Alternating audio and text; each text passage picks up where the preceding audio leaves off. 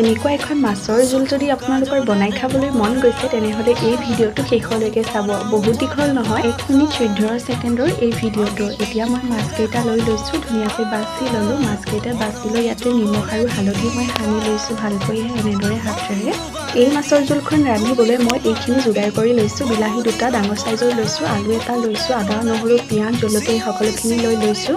এতিয়া গেছতে কেৰাহী এখন বহাই তেল দি দিলোঁ। তেলখিনি গৰম হোৱাৰ লগে লগে মাছখিনি মই ফ্ৰাই কৰি লৈছোঁ। এতিয়া মাছখিনি ফ্ৰাই কৰি লোৱাৰ পাছতে মই সেই একেখিনি তেলতে পিঁয়াজ নহৰু আদা জলকীয়া এই সকলোখিনি দি লৈ ভাজি ল'লোঁ। তাৰ পাছতে মই বিলাহীখিনি দি লৈ ভাজি লৈছোঁ অলপ। তাৰপিছত এতিয়া মই দিছোঁ নিমখ, সোৱাদ অনুসৰি হালধি আৰু এচামুচ মছলা। সেইখিনি দি লৈ অলপ টাইম ভাজি ল'লোঁ। তাৰপিছতে মই দিছোঁ আলুখিনি দি লৈ মই আকৌ অলপ টাইম ভাজি ল'লোঁ। তাৰপিছত মই এতিয়া কুহুমীয়া গৰম পানী দি দিছোঁ, দি লৈ ঢাকনখন মাৰি দিলোঁ। এতিয়া 6-7 মিনিটৰ পিছত ঢাকনখন খুলি চালোঁ, এইখিনি ভালকৈ সিজিছে। এতিয়া মই মাছ কেইপিচ দি লৈছোঁ, এপিচ এপিচকৈ দি লৈ মই আকৌ অকণমান লৰাই দিছোঁ।